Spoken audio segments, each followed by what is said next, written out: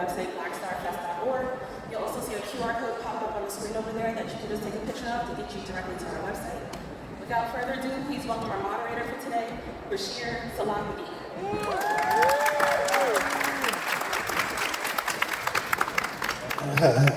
Hey everybody, how y'all doing? You guys ready to have some fun today? We have really a great treat for you guys today. We're going to be talking about comedy. We all know that as the world, every time you turn on the news, you're like, oh man, I really need some comedy right now. This is terrible. And luckily for us, we have three expert funny folks here who've made some outstanding films. Please make some noise for McSauby, for Rocheé Jeffries, for Felicia.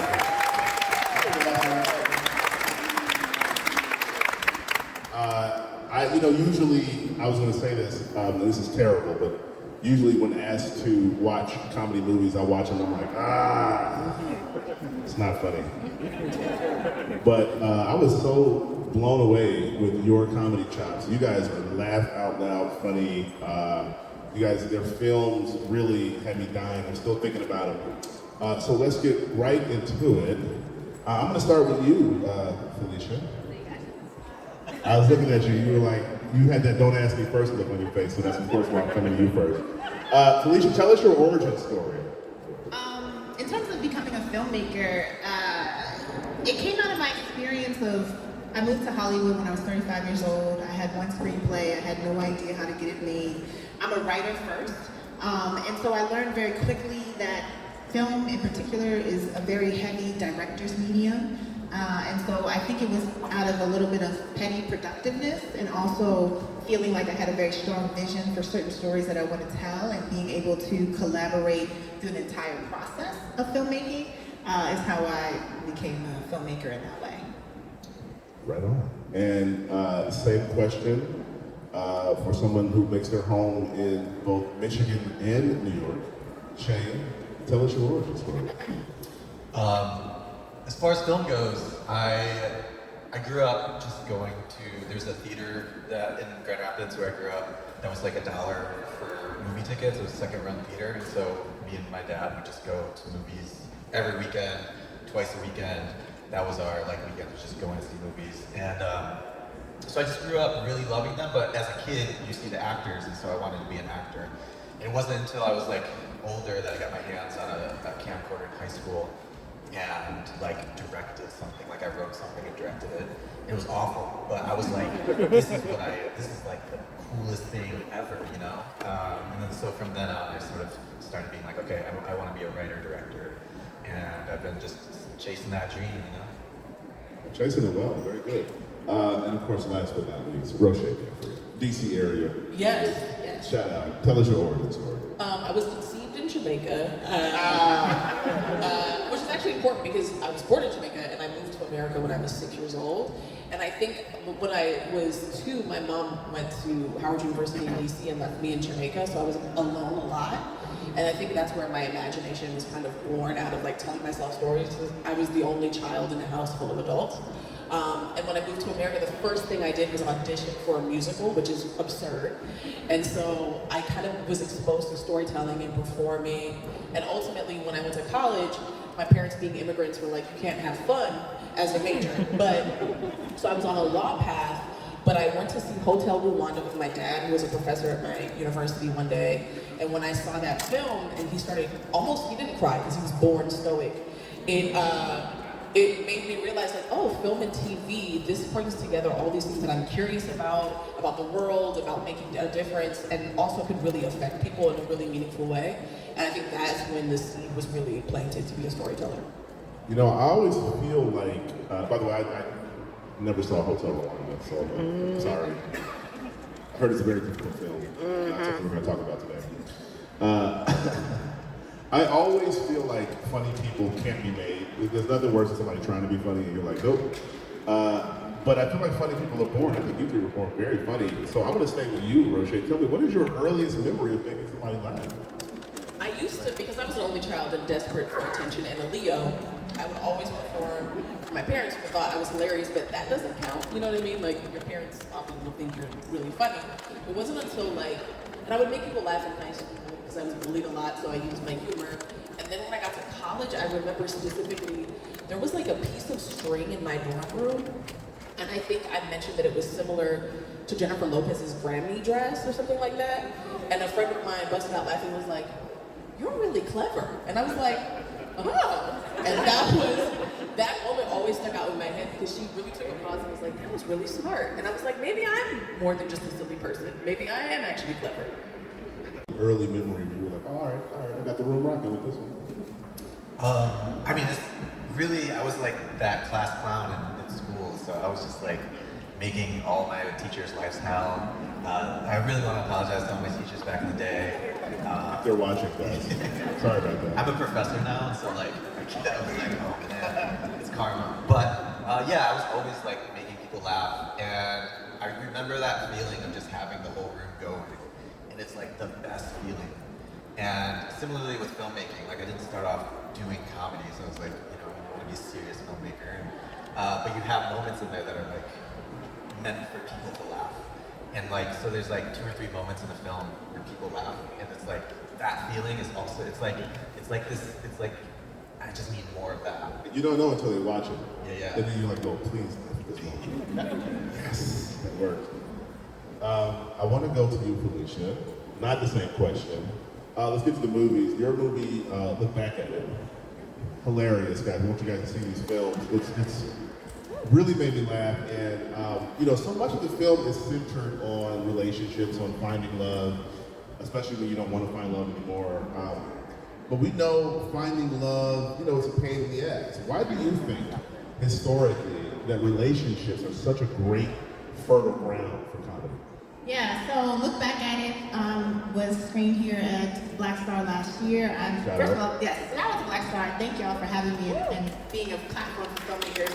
Yes. Look Back at It is about a single mother in her 40s who gets her groove back with the help of her teenage daughter.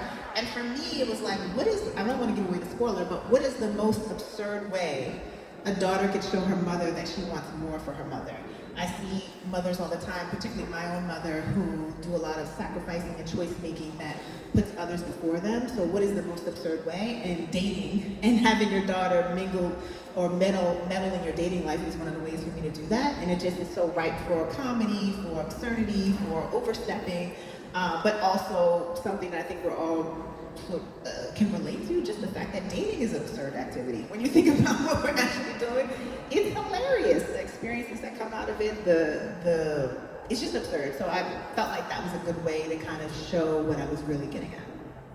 Fantastic. Last time I was with my mother and my auntie was filling out a dating app called Silver Singles. And my auntie was like, look, I just want a cowboy. I said, well, good luck. Going to you, Rocheé, your movie, oh my God, it's about a drug like Ozempic, but that turns people beautiful, but then it turns them into cannibals. It's called the Flaquita, I think. The Flaquita effect. The Flaquita effect. You guys have to see it. Really laugh out loud, funny. But one thing that I found really interesting about your movie is how superbly lit it was. The colors were so lush. It was indulgent. A lot of times with comedy, you don't really have great production value. Sometimes you get in the way. But I was wondering, as a filmmaker, wearing the filmmaker cap, why was it important for you to make sure that it wasn't just a funny film, but that also had such a specific and lush look to it? Yeah, I mean, definitely intentional. I feel like a lot of comedies are often kind of rudimentary in terms of how they're shot. It's just like two-shot, reaction, quick, pan.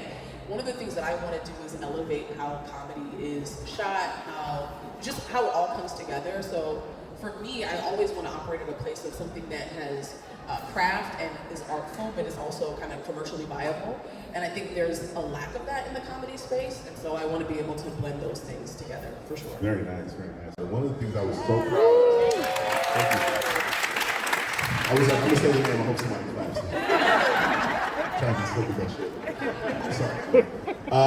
No, but one of the things I loved, and this is something that Ice Cube talked about with the movie Friday, which was an inspiration for Outside, was that, we often see our communities so distressed, and it's almost like poverty porn that Hollywood loves. They want to see us under pressure, and so we wanted to do some counter programming for people like me from the South Side, for him from South, Central, to show, hey, we have a lot of fun.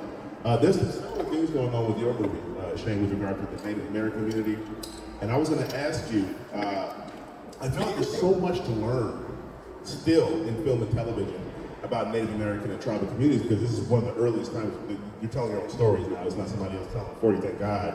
Of course, like we've seen shows like Reservation Blues, which is incredibly unique and vibrant. Here's my question: why is humor so valuable as a tool when telling your personal stories, and what part does humor play in your upbringing? I mean, it makes it such an accessible way of like getting into topics and stuff.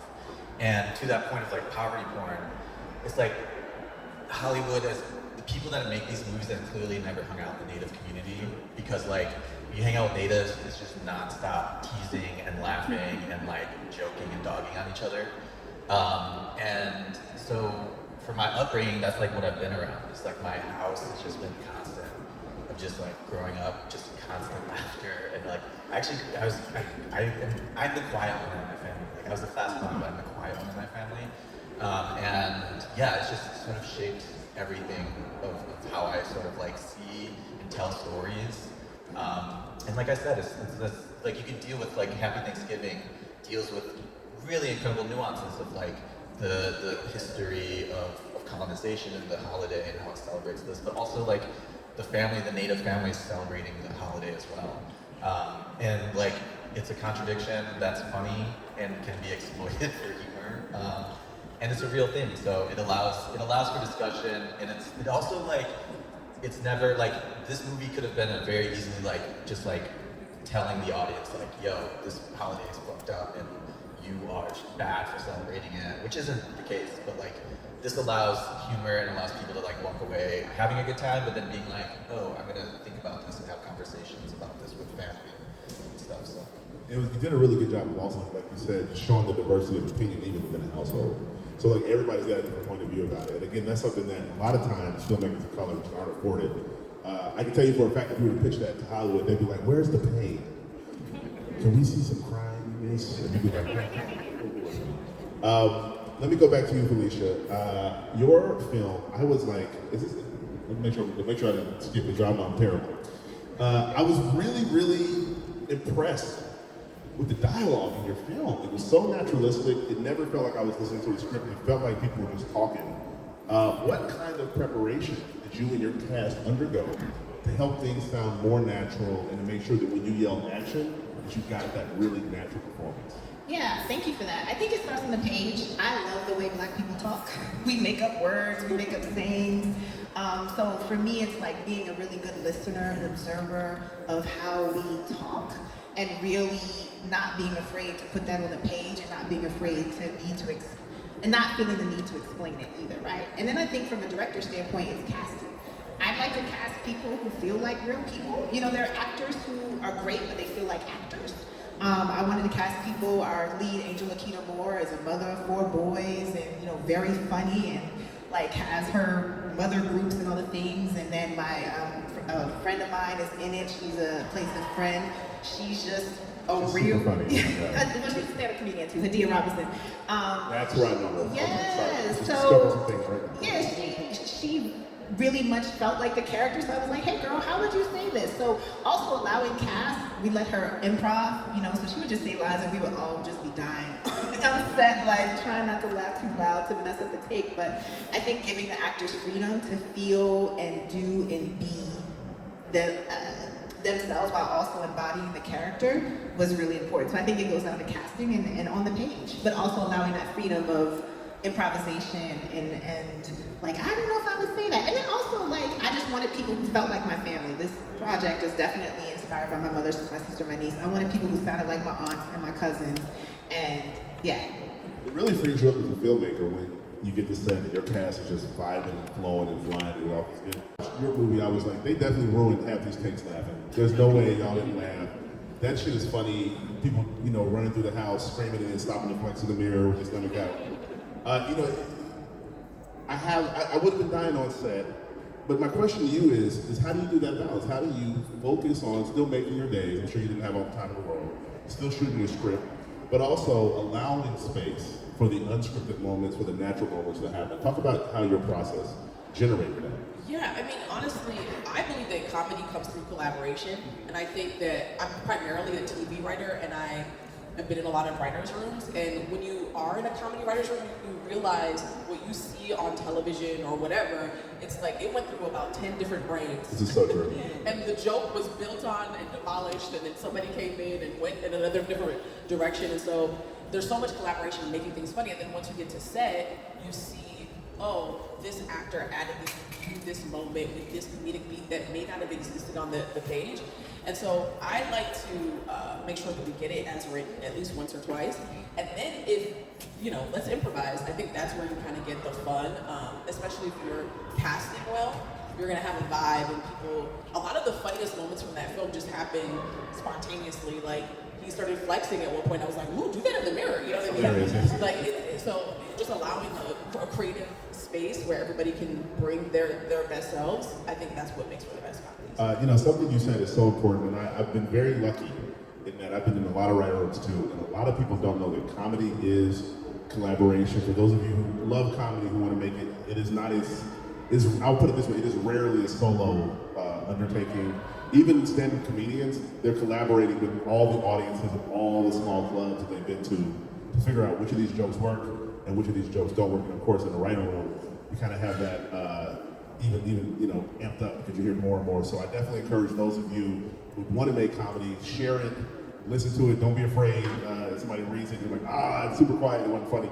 It's better to hear that like in a room with your friends than to hear it once you screen the film and go, nobody's laughing at this. Coming back to you though, Shane, speaking of comedy, and a little bit of comedy history, because I thought it was, I love the part in your film where your protagonist is in the mirror, he's smearing some paint on his cheeks. We think he's putting on some kind of war paint, but then he's actually kind of tapping into that classic Eddie Murphy from SNL. He's going undercover as a white guy. The shit is really funny. But I will say, like, it was one of those movies that I was laughing about, but then I also had to learn, because after he goes undercover, he gets this money. You guys should watch the film. I'm not ruining it. It's still great. But he burns it. He burns the money that he gets. And I'm curious if you could help us understand that moment. Tell us what you were going for when your protagonist did that. For anybody that was at the Q&A last night, you're gonna hear the same answer. And I don't like talking about that moment and like telling people what they should walk away with. There's been a lot of discussion. That's kind of one of the biggest moments that people are like, why did you do that? And it's one of those things where I'm like, for me it's more fun if you sort of just walk away with what you take away from it. I can say very simply though that it was never about the money. I think that comes through pretty loud. Yeah. But I think people walk away. Somebody raised something last night about like burning in their culture, like burning money is part of like for the ancestors. And I thought that's super cool. Wasn't my intention, but like I want people to walk away with sort of what they do. If I could touch real quickly on the improv, though. You can. I think it's great using improv, but personally I've never used it. And I do it a little bit in rehearsals, but I'm a huge fan of like rehearsing and definitely collaborating, but in a sort of different sense, and like having these discussions playing in the rehearsal process. But then once we get to shooting, and this one was shot on film specifically, so like we didn't have, like there's no time for improv, so every sort of thing was like very much like, okay, we've rehearsed the hell out of it, and now let's like free ourselves of all of the rehearsal stuff, but we sort of know the beats, and like let's go for it. It's a great process. And I tell them like, I want to be surprised though. Like I don't, like the rehearsal isn't for like nailing it. Like let's get the wrong things out of the way. Let's see what works. Let's see what makes us comfortable, what makes us uncomfortable, and then like get everything out of the way. Let's go fresh and surprise them. And so it's very structured, very like kind of planned out, very much like, okay, let's get it. That really helps you grow also as a performer. For those of you who might act, I'm sure there's a couple in here. I had the pleasure of working with a really, really great director, really, really famous director, and he was similar in that he was like, I spent all this time at home writing these words. Say the words I wrote. Don't be saying your own words. But then you go to other sets and they're like, listen, everything I wrote, I don't care. Just say what you want to say, make it funny. So I think it's really good that you grow yourself as an artist when you do both. You have those times you work with directors who are very specific and say, don't change a word. You have other directors who are like, we're gonna find it. One of my favorite movies, comedically, is this movie called Topsy Turvy. Apparently, it's like 50% improv. That's why the dialogue is so great. They were just making it up on the go. It's a brilliant film. I love it. I come from a very big family. They were just everywhere. They're all over my work. Everywhere I look, there they are. And I'm just going to say that, but they're also so important because that's my education in comedy. My first time making somebody laugh was my mom and dad when I was a little kid, and I was like, oh, okay, all right, cool, this works. So my question for you is, family is such a big part of your film, look back at it. I love how close that family is. It really feels like a real family. For you personally, what role does family play in your development, not only just as a filmmaker, but as a person? I mean, they're everything, right? So this particular film, as I mentioned, look back at it, was inspired by my mother, my sister, my niece. But also they became part of the filmmaking process. So my mom was location manager, my niece was a PA. We shot it at my aunt's house. My cousin plays the husband in the beginning. My homeboy was a PA. My homegirl, Rashida, did hair. So it became a community affair. I feel like that is, first of all, rare, and also it's something to leave a place. I left home in order to go do something, right? To become a filmmaker. Something to leave a place and then go back and be able to make work there was huge. And then again, just inspiring the look of the film. I was like, it needs to be Auntie's house. You know, this is where we spend summers. Like, this needs to be. So being able to inspire both production design down to dialogue, as you mentioned, down to family dynamics. And you know, when Black people get together, they tend to talk over each other. So I wanted that dynamic of them talking fast and talking over each other and vibing off each other. Just very naturalistic. Yeah, I wanted it to feel like my family. So they were inspiration, but also collaborators in that way. From Baltimore? Yes. Okay, I want to come back to that for a second. I really want to get into that. Rocheé. Now, as somebody who is also a veteran of writer rooms, you know that one of the most successful tropes in comedy, for those of you who want to write, this will be very helpful, is the odd couple dynamic. It tends to work. You get two folks on screen who really are very differently constructed, have different points of view, and if you do it right, it usually can lead to some funny stuff. I really, really enjoyed the banner between your two leads. It was so mismatched, especially considering that they were in the zombie apocalypse. They still had time to fight. But in terms of inspiration, I was curious, maybe walk us through some of your favorites. Who are some of your favorite on-screen odd couples? Tom and Greg from Succession. I think they're so messy. One of my favorite genres of TV is messy white people. Succession is a phenomenal show.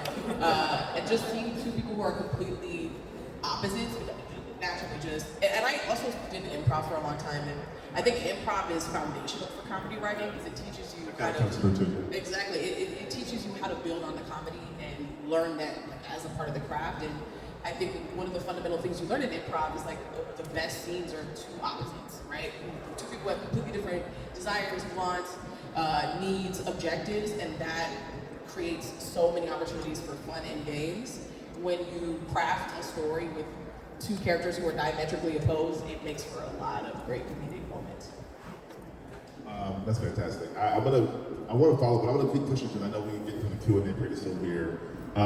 Shane, this is a forward-looking question, but I always love asking filmmakers this because we all have so many restrictions on us budgetarily, time-wise. A lot of times we have.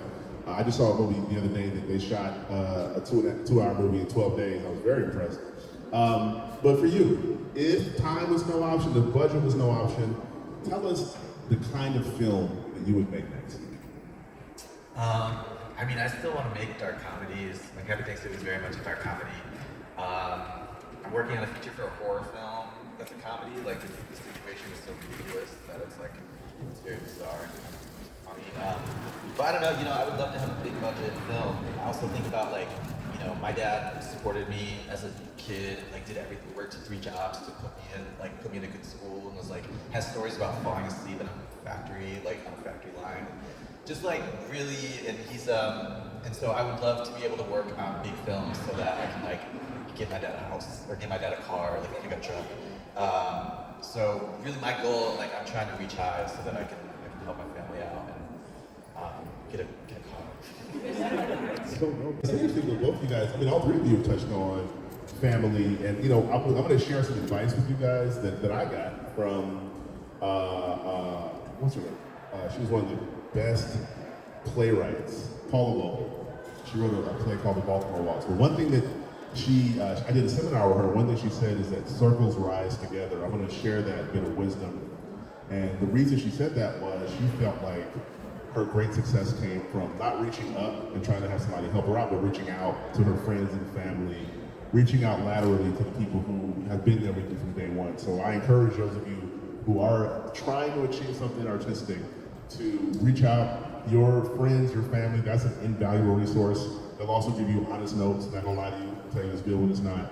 And sometimes your greatest success, I mean, I did a show where a lot of people in my family, you guys talk about working with your family, so I wanted to share that with you guys. Can I just piggyback on that? Absolutely. Rocheé and I are in a writers group together. We are able to share work, and so we did a punch-up session. I'll look back at it, and I gave notes on for call to effect. So to be able to have smart people around you who can give you honest feedback is invaluable. Clutch. Yeah, it really is. And who want to see you grow as an artist and as a filmmaker, for sure. Speaking of neighborhoods that have been misrepresented, like by The Wire, let me just ask you this question about Baltimore. I really, really, really love the shots of the neighborhood. I know a few filmmakers who've recently moved to Baltimore to make it their new home, the new base of operations, and it seems like there's an effort to have a new burst of artistic creativity born from Baltimore, which again, as we know from the media, the reputation is very different if you're not actually from there. You might not be seeing the truth. So my question to you is, what are your hopes? What are your hopes for Baltimore from an artistic standpoint? I mean, I'm really excited about this potential renaissance. I hope that it's long lasting. I hope that artists from Baltimore are able to tell their stories in the ways that they see fit. I think a lot of stories that have been told out of Baltimore have not been by Black people, number one. The Wire is 100% not by Black people. And even when I think about just Baltimore, one thing that was important to me was to show East Side Baltimore, very specific neighborhoods in the East Side of Baltimore that have grass and have trees. Because I feel like when I see Baltimore, we usually don't even see grass or trees. So that was just very simple, but important to me. So I think being able to have Baltimore artists show Baltimore in the way that feels authentic to them. There's a diversity of fantastic artists. We had a festival called the Honey Child Fest that we did in August, and we were able to screen work from Baltimore artists. And there's just so many voices and stories, and I just want them to have money, access, and distribution for their stories. That's my hope. And I encourage those of you, again, who are creators, we have enough movies about LA and New York, so I can think that wherever you're from, whatever neck of the global woods, I mean, if there are stories there, we're excited to see those stories. Work that we here would be dying laughing at and would love, and we never get to see it because usually white execs don't get it and they don't know what we're going for. And it's really a constant hurdle, but it really requires us to be incredibly focused on listening to the voices that we trust, because those voices are the actual voices. So I'm wondering how much, okay, so we got time now. That's perfect timing. It's now time for our Q&A. We got about 10 minutes, guys. We definitely, okay. Well, I'm gonna ask one more question and then we'll go to the Q&A. Thank you very much. I have one more question for you, Rocheé. It's really about process. It's about, because I don't really know about horror comedy as much. We kind of deal with horror comedy. It's always very funny when it works. It's very effective. But how did you even think of this idea of people taking a drug that makes them lose weight, look better, but then it makes them want to eat each other?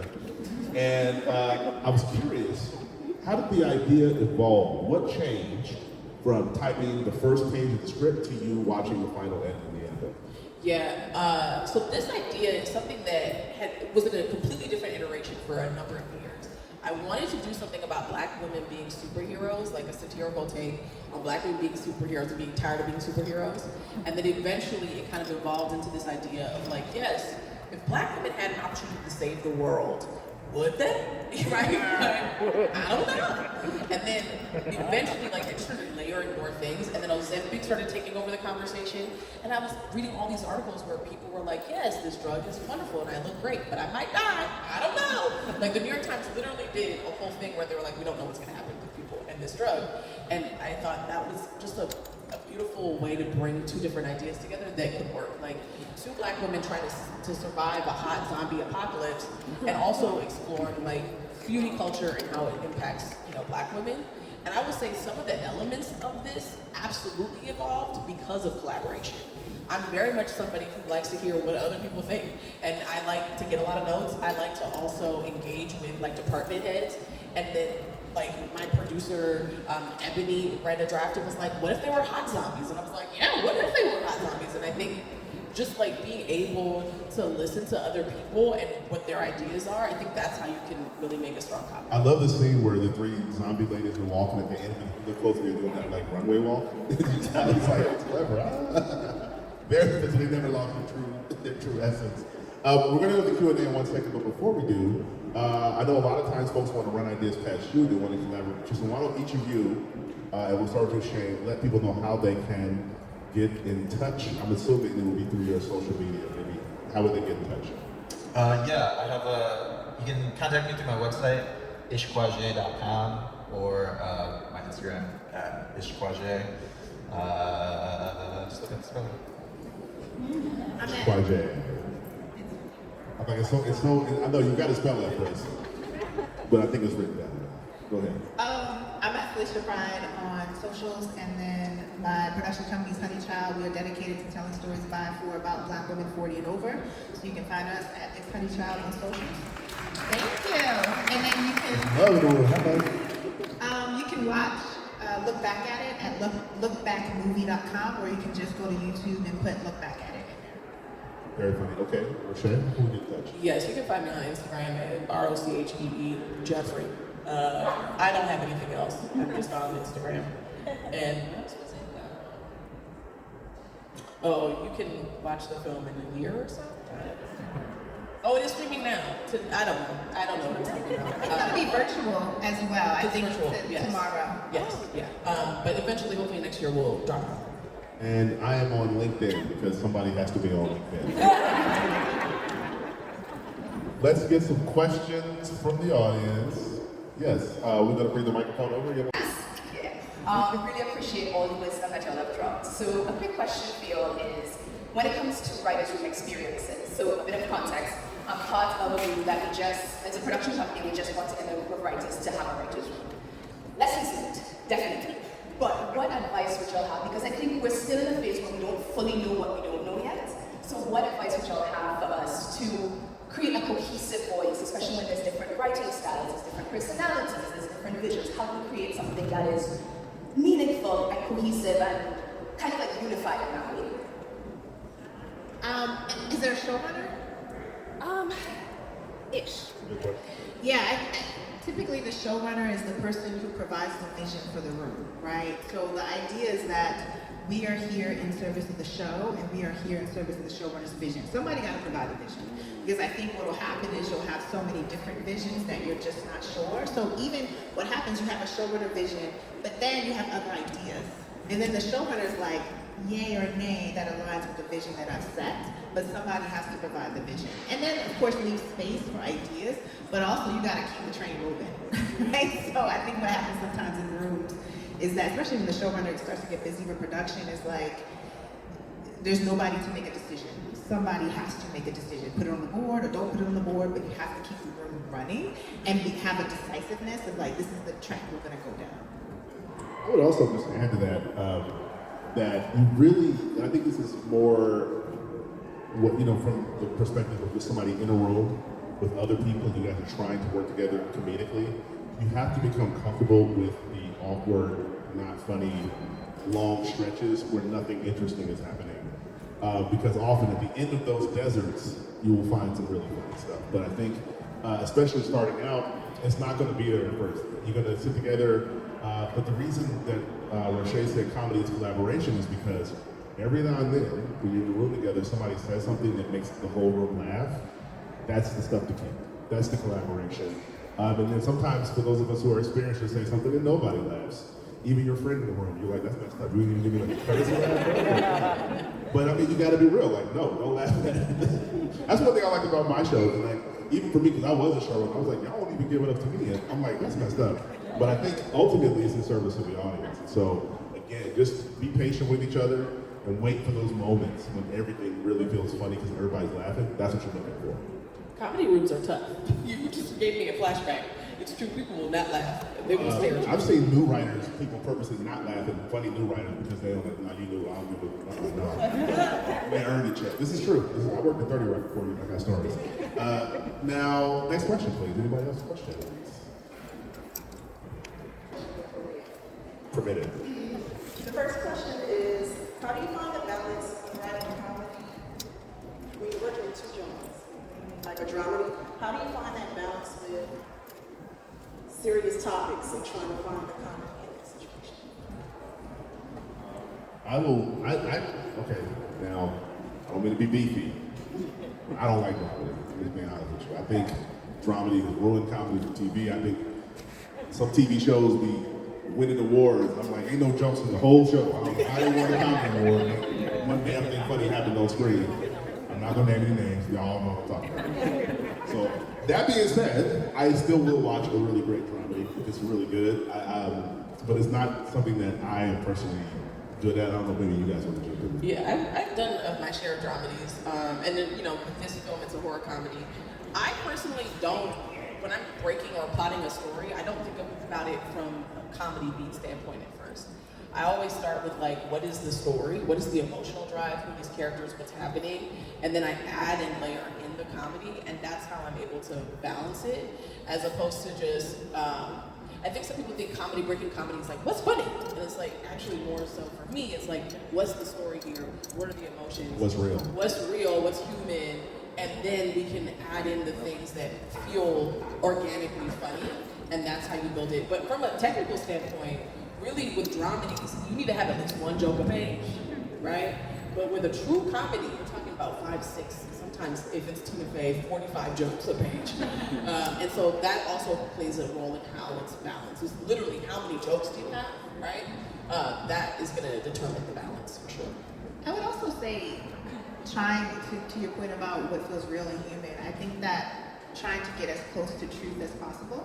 And when I think about Black people, it's hard for me to watch things where Black people are not laughing at a certain point, where there's no humor, because one of the ways that we get through tough situations is through humor, and through joking. And like, if you just go on Black Twitter after something crazy happens, we got a million jokes about Black jobs, right? So I think it's like, how would people actually react in this tough situation that I'm trying to convey? How would they actually react? And I think that often you will find the humor in that, because we will find a way to use humor to get through it. I've heard it said by a few older people I've talked to, and I mean older than me, I'm old too, right? But I've heard them talk about how the civil rights movement, as portrayed in movies, they don't show the laughter. They don't show that, yes, it was tough, but there was still moments of humanity. There are moments when people, even like Malcolm X, is making everybody die at the table laughing, and we never get to see that because all we see is the sort of filtered version where everything is serious. And so I think that's so true as part of our experience, is that humor, it's in some cases is what kept us going. You had a second question. Yes. I have an opinion about this. I have an opinion about this. I think that you don't find voice, you cultivate voice. And I think you cultivate voice through the embodiment of who you are, through your environment, through your taste, through your aesthetics, and you lean into that. I think what happens often is that we are actually afraid of our voice. We have it, but we're afraid to actually lean in and go there. So I don't know if it's about finding it as much as it's about accepting it, and pursuing it wholeheartedly and pursuing it truthfully. So that's just my opinion on voice. I could be wrong, but that's how I've approached it. Please. Yeah, I think it takes a lot of repetition of like writing and like sort of finding it. Like it's sort of just like, yeah, you cultivate it. But it's really you just have to like do it, and you have to do it a lot. It's like that's sort of the journey of filmmaking and writing, I feel like, is finding that voice. And it becomes like with Happy Thanksgiving, I feel like this was like a big moment for me of like being like, oh, this really resonates with me, it makes me feel good. I have fun doing this. It feels authentic to how I see things, and like it's landing really well. Yeah, I would agree with all of that. I think voice is truly honesty. It's like when you're being the most honest, that's where you find your voice, and that comes through, I think, vulnerability. Like I discovered where my real like niche was comedy-wise when I told the first story of mine that was actually personal. And that helped me to really understand, like, what do I see? How do I see the world, right? And that I think is really key. So I think the more honest you are, the more your voice is clear. But I also think experimentation is really important to find your voice. The first things I wrote was like Breaking Bad light, right? Because sometimes the first things you write are just like the things you enjoy and you just emulate. So true. And so over time, by writing, I've written something like 34 scripts in my career. By the 33rd script, I kind of know like who I am now. But the first 10, I was a white man. I was like, Mary and it's a mess. Like when you read it back, you're like, whoa. So yeah, it just takes writing and creating. And I think to that point about who you are, I think cultivating voice also is about living, right? Like I think sometimes a lot of, as an artist, especially when you're like, I'm trying to get put on, all you think about is art versus like life. And I think being able to lean into who you are, figuring out who you are, for me also like therapy was really incredible. I really make the connection between my craft and how my craft got better as I got to know myself better, the connection between the two. So that self-journey of who am I, what do I have to say to the world, and how do I want to say it, and being honest about that, I think is really powerful. You know, really quickly also, I think we're going to go to the Great Mass next.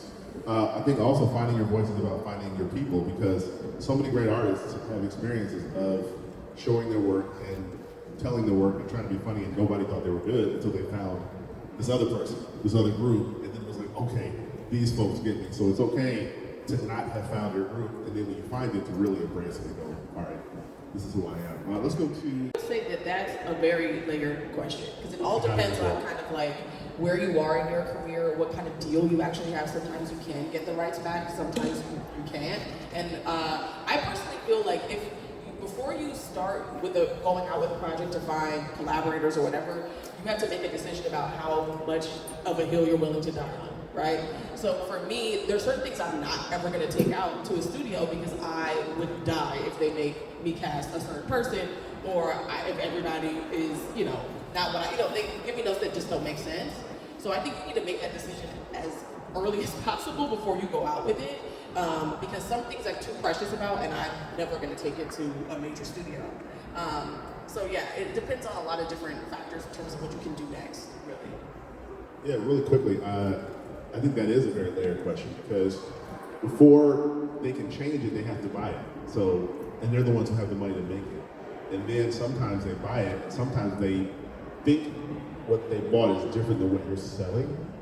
I think the best thing you can do as an artist is to, all through the sales process, be as clear as possible about what your idea is and being prepared to fight for it.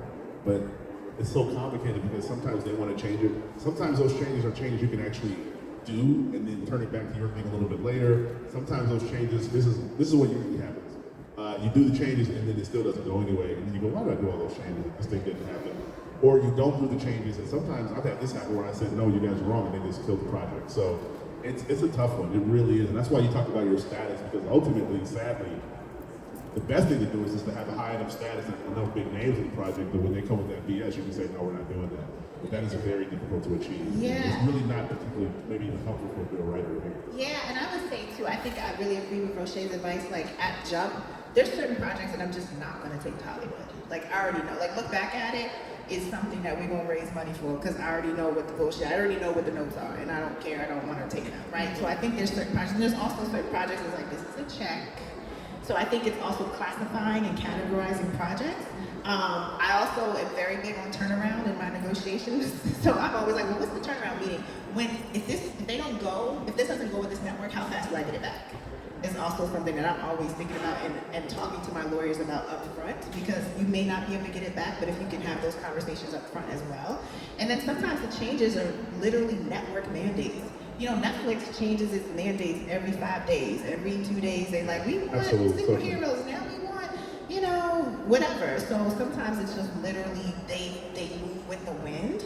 And I think you also have to ask yourself, because you're going to be the one, if the show was to go, you're going to be the one 3 o'clock in the morning rewriting that script, not the execs. Is this a show that I actually want to be up 3 o'clock in the morning rewriting the script? Is this a show that I actually want to put out into the world? I think that also helps. And then me, I operate where I'm always in a position and willing to walk away. Like that has given me tremendous leverage in negotiation. That's given me tremendous leverage just across the board in my career. It was like, fuck it, I'm gonna walk away. Now I have to deal with the consequences of that, but I always know that I'm not trapped, I'm not stuck, and I have a ton of other stories to tell. This one will come back to. Can I just say really quickly, it's so important to have more than one story, right? Because it gives you that power to be able to be like, yes, I was really passionate about this, but I'm also passionate about this one. And even if it's not about them giving you terrible notes, sometimes things just don't work out. So just cultivating ideas and having a list of things that you want to create, it's actually very empowering. Well, I don't want us to get kicked out of here, so thank you so much.